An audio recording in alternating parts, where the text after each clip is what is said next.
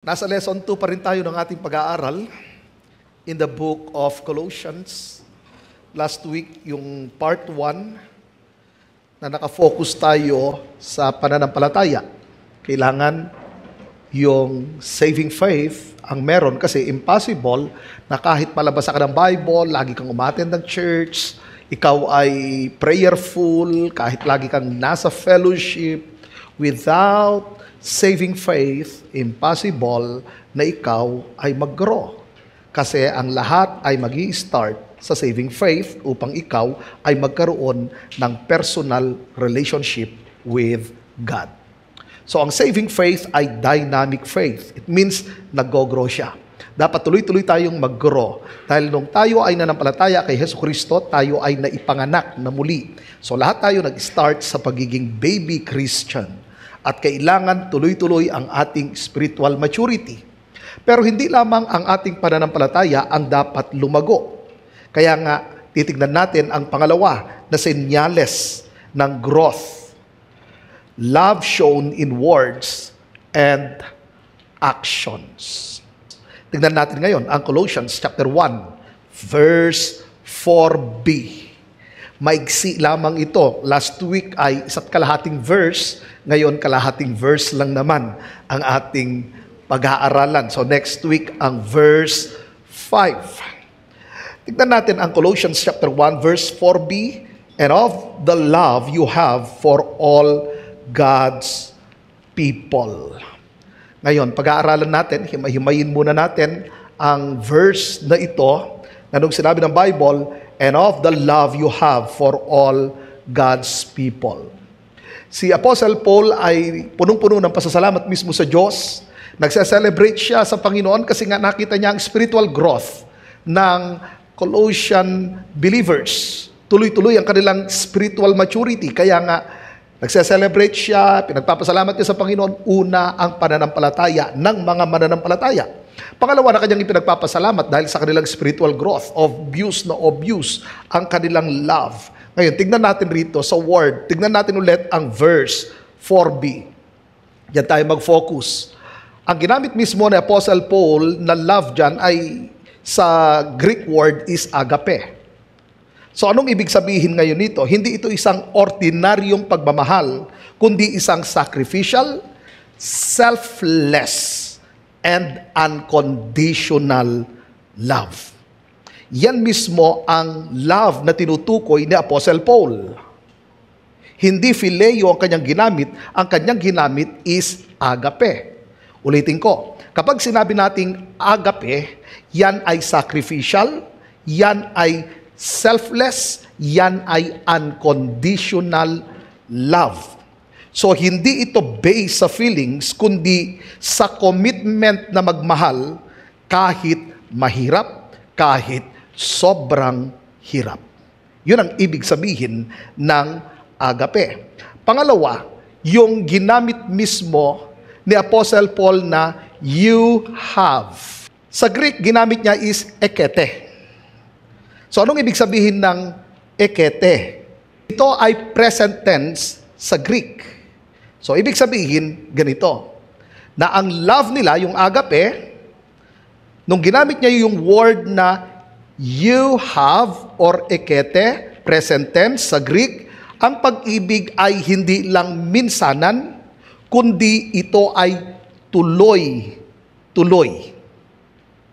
Ito ay isang habit, ito ay isang lifestyle. Ganon ang pag-ibig na mayroon ang mga taga-Colosas. Sila ay consistent sa pagmamahal nila sa kanilang kapwa. Kaya sinabi niyang, you have. Hindi siya minsanan lang. Ito ay tuloy-tuloy. Then sumunod yung word na for all God's people or pantastus agios. Pag sinabi nating pantas, ang word niya ron is all, tus is the, then agios, saints. Yung pagka-translate ng mga translator dyan sa pantas, tus, agios, pantas, all, tus, the, agios, saints. Ang gamit sa ibang translation ay God's people. na ang pino-point out rito, lahat ng mga totoong mananampalataya ng ating Panginoong Jesus. So kung pagsama-samahin na natin ngayon itong agape, yung love, then yung word na you have to all or for all God's people, ang love na mayroon sa kanila, hindi sila ang nag-produce niyan, kundi dahil sa sila'y totoong mananampalataya, inilagay mismo ito ng Diyos sa kanila. Sino at kanino galing itong love na ito? Sabi mismo ng salita ng Diyos sa Romans chapter 5, nung tayo ay nanampalataya kay Jesucristo, pinanahanan tayo ng banal na Espiritu. At dahil tayo pinanahanan ng banal na Espiritu, ang bunga ng banal na Espiritu ay nasa sa atin. At ang isa sa mga katangian ng bunga ng banal na Espiritu ay love. At ang love na ito ay kailangang mag-grow ng mag-grow. Tuloy-tuloy dapat na lumago ang love. Dahil dumarating ang time na ang love natin ay lumiliit, hindi siya nag-grow. Minsan nag-stagnate. Pero tignan natin, dito sa Colossian believers, ang kanilang love ay tuloy-tuloy, consistent, naging habit nila, naging lifestyle nilang mahalin ang lahat ng mga mananampalataya. Kaya nga ginamit niya dyan yung word na lahat. So ano ang pino-point out ngayon ng verse 4b na nung sinabing and of the love you have for all God's people. Ang tunay na pananampalataya ay mayroong kasamang pag-ibig. Hindi mo maaaring sasabihin na ako'y nanampalataya kay Kristo pero wala akong pag-ibig. No, that is impossible. Kapag ikaw ay tunay na nanampalataya kay Jesucristo, katulad ng mga taga-Kolosas, dahil sila'y nanampalataya kay Kristo, mayroong ebidensya. At ano ang ebidensya roon? Ang kanilang pagmamahal sa kanilang kapwa mananampalataya. Katulad mismo ng Galatians chapter 5 verse 6 na sinabi roon, ang mahalaga ang pananampalatayang gumagawa sa pamagitan ng pag-ibig. So mayroon at mayroon talagang ebidensya. Kaya nga unang pinag-aralan natin ay ang ating pananampalataya. Tuloy-tuloy na nag-grow dapat ang ating pananampalataya, at kapag tuloy-tuloy na nag-grow ang ating pananampalataya sa ating Panginoon, nag-grow din ang ating love sa lahat ng mga mananampalataya. So nung sinabi ng salita ng Diyos, and of the love you have for all God's people, kanyang sinasabi na itong pagmamahal na ito walang kinikilingan. Pero hindi yung walang pinoprotektahan. Parang 24 oras ata yun eh, no? Ang love na ito ay walang kinikilingan. Hindi lang para sa mga kakilala mo o ka-churchmate mo, kundi para sa lahat ng saints. Sa lahat ng mga believers. Ito yung uri ng pag-ibig na kung saan nagpapakita ng unity sa body of Christ. Dahil tayo ay isang family ng Diyos. At ang pag-ibig na ito ay galing mismo sa Espiritu Santo. Ito ay bunga ng banal na Espiritu. So ano ang dapat nating gawin? Kasi kung tunay tayong mga mananampalataya ni Jesus, makikita ito sa kung paano tayo magmahal sa mga kapwa natin mananampalataya. Ang tanong ay ganito, ang pagmamahal mo ba ay tapat? Sacrificial ba siya? Walang pinipili, walang kinikilingan. Tandaan ninyo, ang command ng ating Panginoong Hesus sa lahat ng kanyang mga disciples, magmahalan kayo sa isa't isa upang sa ganon malaman ng sanlibutan ito na kayo'y mga disipulo ko. So ang command sa atin ay magmahal. So it means, ang love, bagaman nasa atin na bilang mga mananampalataya, hindi siya automatic. Ang love ay choice and decision. Kaya dito ngayon, titignan natin yung practical na bagay na dapat nating gawin bilang mga mananampalataya. So anong una na dapat nating gawin? Love outside your circle. Ang tunay na espiritual na paglago ay hindi lang nasusukat sa dami ng verses na alam natin, sa dami ng mga nakopya natin, ng mga preachings and teachings, hindi sa dami ng mga tinapos mo sa theology, hindi usapan dito sa tagal mo bilang isang Kristiyano. Tandaan natin nakikita ito sa lawak ng pagmamahal natin sa kapwa mananampalataya. So madaling magmahal ng mga kaklos natin, madaling magmahal ng mga barkada natin, ng mga ka-vibes natin, pero ang tunay na maturity, dahil usapan rito ay ang spiritual maturity, nasusubok ito kapag minamahal natin yung mga hindi natin kagrupo, halimbawa sa life group. Mostly kasi sa atin, nakafocus lang tayo sa life group natin, yun lang yung mahal natin, yun lang yung tinatanggap natin, pero yung ibang life group or ibang network, hindi natin wine-welcome sa ating heart. Babalik ulit tayo sa ginamit mismo ni Apostle Paul, for all God's people. Hindi lang sa isang house church, kasi that time is house church. So maraming mga house church nung time na yon. Dahil wala naman silang ganitong building. So, ang mga mananampalataya laging nagtitipon-tipon araw-araw sa mga bahay-bahay. Pero maliwanag na tinuturo ng salita ng Diyos na ang kanilang pagmamahal, hindi lamang doon sa kaklos nila, hindi lang doon sa kabarkada nila, hindi lang doon sa ka-vibes nila, kundi outside ng kanilang house church. Meron pang ibang mga mananampalataya sa ibang house church. Ang pagmamahal na ito hindi lamang hanggang sa kanilang ka-age, hindi lamang dun sa kaparehas nila ng interest. Dito na-challenge talaga yung love natin. Kaya ba nating mahalin ang ating kapwa mananampalataya, ano man ang kanyang edad, ano man ang kanyang background, ano man ang kanyang tinapos, ano man ang estado ng kanyang buhay? Kaya nga sinabi ko sa inyo, ang love na ito hindi siya automatic. Ito ay choice, ito ay decision. Mamahalin ko pa rin ba siya sa kabila na ganito ang nangyayari? Nasa pagpili natin, pero titignan natin ang sinabi ng salita ng Diyos, for all God's people.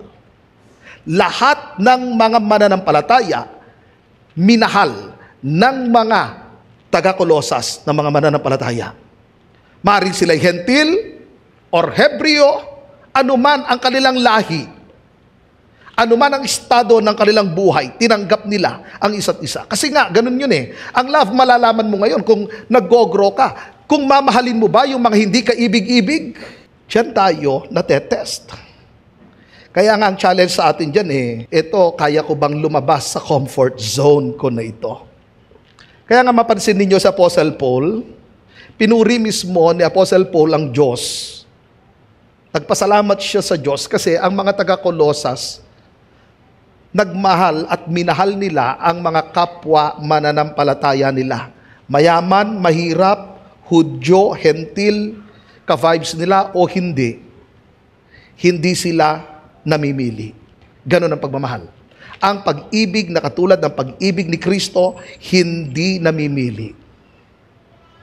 Umaabot kahit may personality clashes, cultural gaps, or past hurts. Ganon mismo ang pag-ibig na mayroon sa ating Panginoon. Kailangan tuloy-tuloy tayo mag-grow sa ganitong uri ng love. Pangalawa na dapat natin gawin, prove it.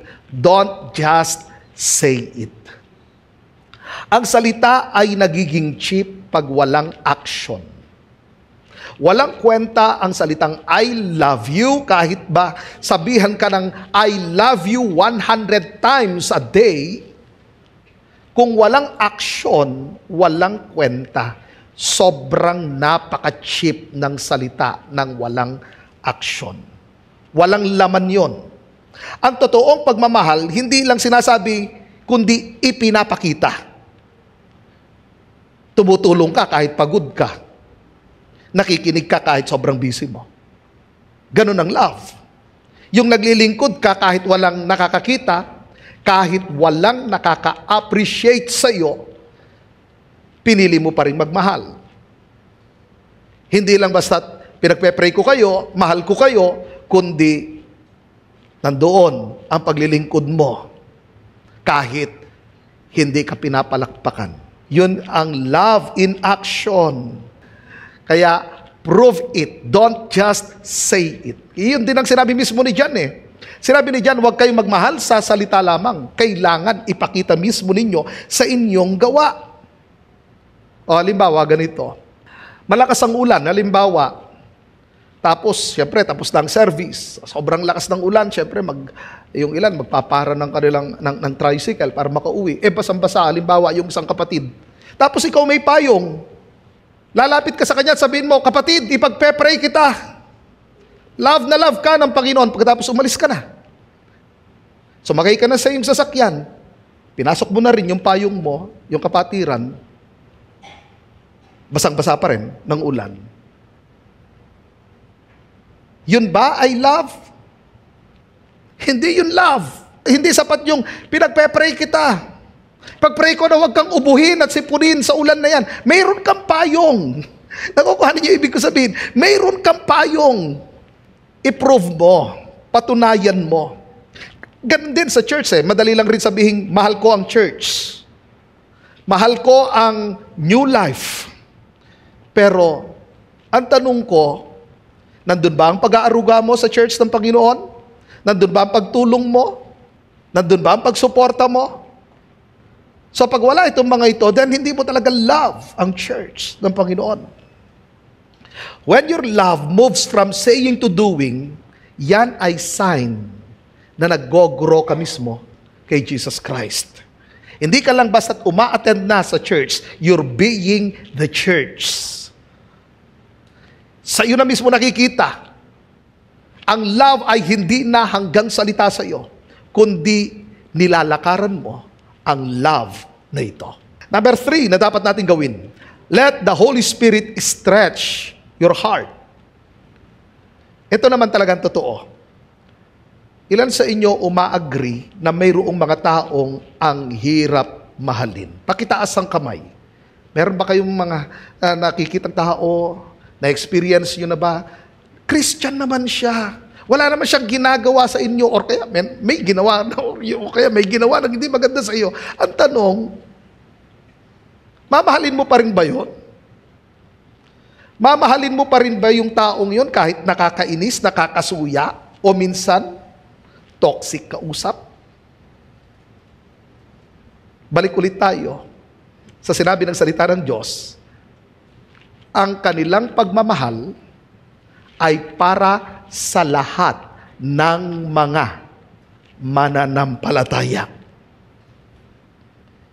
Kaya nga, inuna natin doon yung salitang love.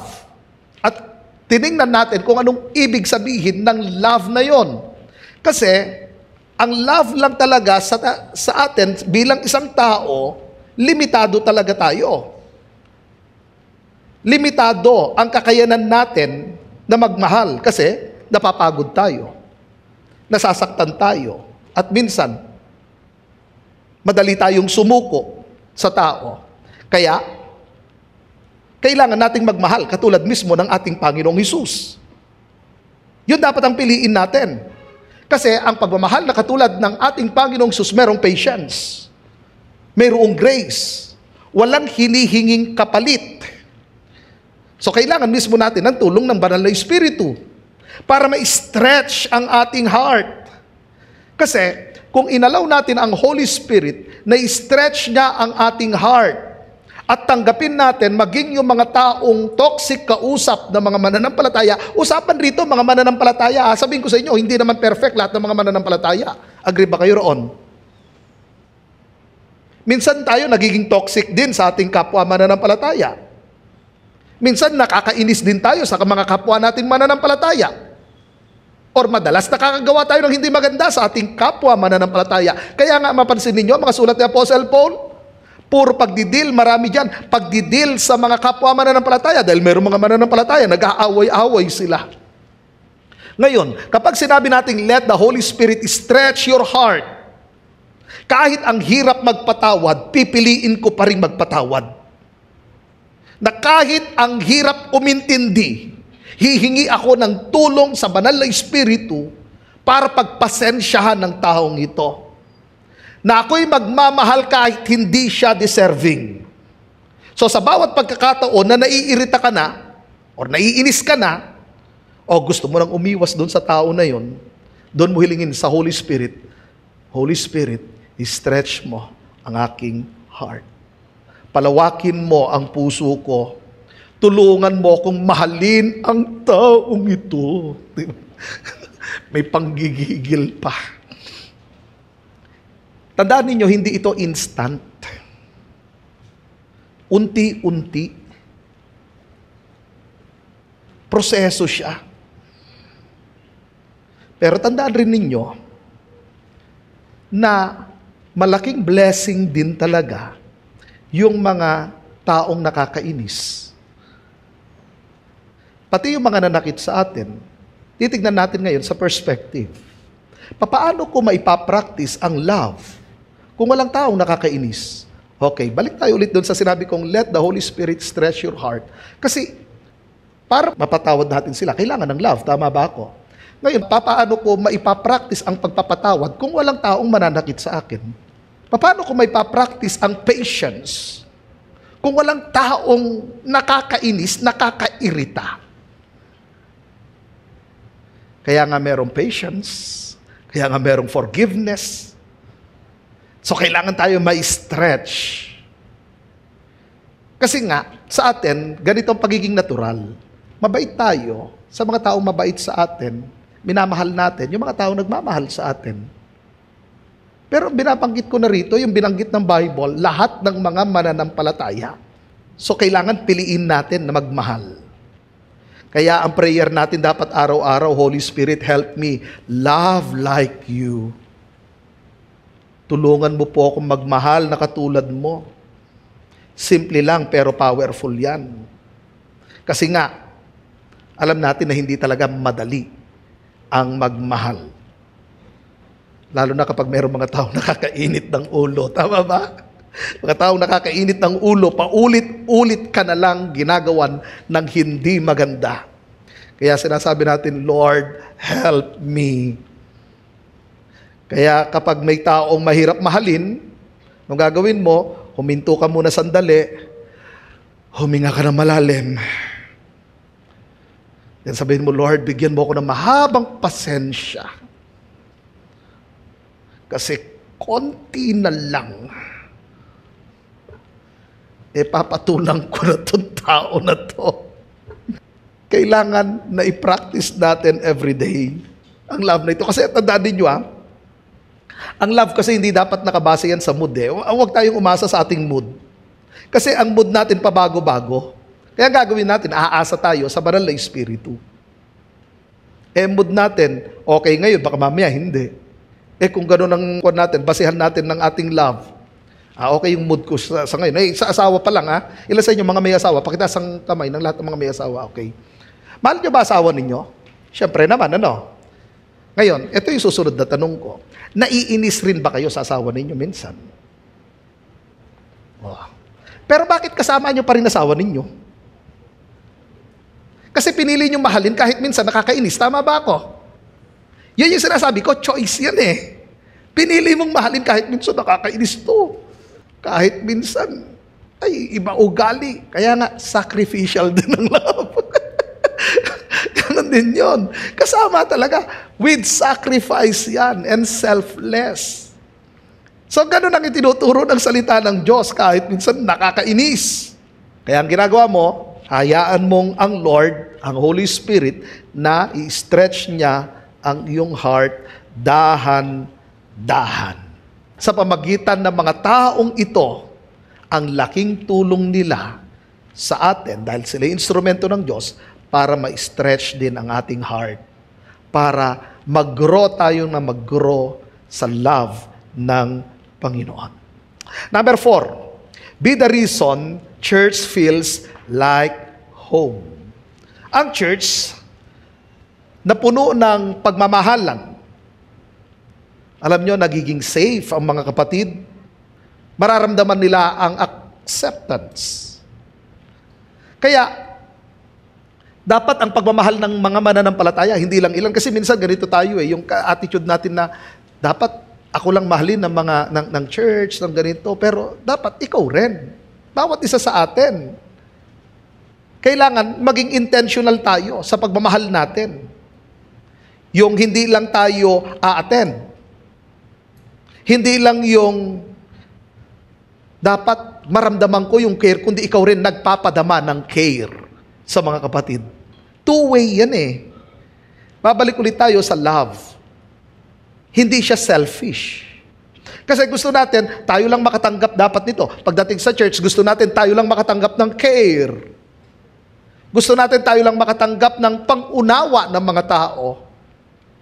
Dapat tayo rin mag-care, dapat unawain din natin ang ating kapwa. Hindi lang dapat tayo ang pagpasensyahan, kundi matuto rin tayo magpasensya sa ating kapwa. Yun ay napakahalaga. So, kung ginagawa natin yun, ganito ang nangyayari. Nararamdaman mismo sa loob ng church, family ako rito. Kasi sabihin ko sa inyo, magkakaiba talaga ugali ng marami. Tama ba ako? Bagaman mga Kristiyano tayo, under construction pa rin tayo eh. Inaayos, hinuhubog pa rin talaga tayo. Kasama dyan ang mga pag-uugali natin.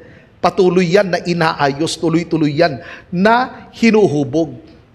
So kung inaalaw natin ngayon na tayo ay huhubugin at patuloy na nagpapaayos sa Panginoon, then alam ninyo, bawat isa sa atin, mararamdaman mismo na, this is the place, this is my church, this is my family. Tandaan ninyo, hindi lang tayo attender sa church. Hindi lang basta't member sa church. We are one family in Christ. Pero hindi sapat lamang na sabihin natin, we are one family in Christ. Kundi tayo mismo magparamdam din dun sa ating kapwa, makikonnect din tayo sa ating kapwa. Ang reality ganito, hindi natin kilala ang lahat, pero possible na makikonnect tayo, makipag-usap tayo, kahit nga paglabas, pag simpleng pagbati. Di ba minsan kasi tayo yung pag nagkakamayan tayo, lalo na pag sa una, nagkakamayan, yung iba nakadalawang kamay lang, okay na, no? Hindi ba pwede natin gawin yung lilibot tayo? Sama-sama magkakamayan, then ngitian natin ang bawat isa. Yung simpleng ganon, sabihin ko sa inyo, may ruong nabe-break. May wall na nabe-break. Hanggang sa, kikita mo ngayon, habang nagtatagal, lumalalim yung relationship natin sa mga kapwa mananampalataya. Yun ang mayroon sa mga taga-Kolosas na dapat ganun din ang i-practice ng lahat ng mga mananampalataya dito sa New Life. Amen? Number 5, do a regular heart check. Ilan sa inyo mga may sasakyan? Pakita sa kamay lahat ng mga may sasakyan. Motor, 4-wheel, so ano. Di ba sa mga sasakyan, kailangan merong regular maintenance? Lalo na sa change oil, tama ba? Madaling masira ang sasakyan pag hindi regular ang maintenance. Alam ninyo, ang pag-check natin ng heart ay spiritual maintenance natin yan. Ganito, check natin. Sino ba lang ang mahal ko? Yung grupo ko lang ba? Meron ba akong mga hindi pinapansin sa loob ng church? Meron ba akong kinaiinisan sa loob ng church? Meron ba akong iniiwasan sa loob ng church? So kung mayroong kang iniiwasan, meron kang kinaiinisan, then kailangan na ipanalangin mo ngayon, Lord, tulungan mo po ako. Kung papaano ko mahalin ang kapatid ko sa Panginoon. Babalik ulit tayo, for all God's people. Hindi ito love na galing sa atin, love ito na galing sa Spirit ng Lord, natanggap natin ito nung tayo nanampalataya kay Jesucristo. The question is, nanampalataya ba kayo kay Christ? So kung nanampalataya kayo kay Christ, then it's time na mag-grow tayo sa love na ito. Hindi dapat tayo maging selective dahil ang love na mayroon sa atin, ang agape love, ay hindi siya selective. Kaya meron dapat tayong regular heart check. Mas lumalalim ba ang pagmamahal ko sa Diyos? Mas lumalalim ba ang pagmamahal ko sa aking kapwa mananampalataya? Kaya nga sinabi mismo ni Apostle Paul in 2 Corinthians, examine yourselves to see whether you are in the faith. Test yourselves. So, yun yung tinatawag nating regular heart check. Lagi nating i-check ang ating heart. Kumusta ang aking love sa mga kapatid ko na mananampalataya? Sabi ko nga sa inyo, madali lang mahalin yung mga kagrupo mo, yung mga kaibigan mo. How about yung ibang mga kapatiran natin? So, kung ikaw ay nag-go-grow sa love, nag-go-grow ka kay Christ. So, hindi lamang basta nag-go-grow ka sa faith, kundi kasama dyan na kapag ikaw ay lumalago sa pananampalataya, sumusunod talaga rin dyan ang paglago natin sa pag-ibig. So, ibig sabihin, nag-mamature na tayo spiritually. Hindi yan sa galing sa pagkanta, galing pagpalakpak, sa pagtaas ng iyong kamay. Ang tunay na paglago, matetest, una sa iyong faith. Pangalawa, sa iyong love sa mga kapatid sa Panginoon. I pray na lahat tayo, tuloy-tuloy tayo mag-grow. Hindi lamang sa ating faith, kundi sa ating love for all God's people. Amen?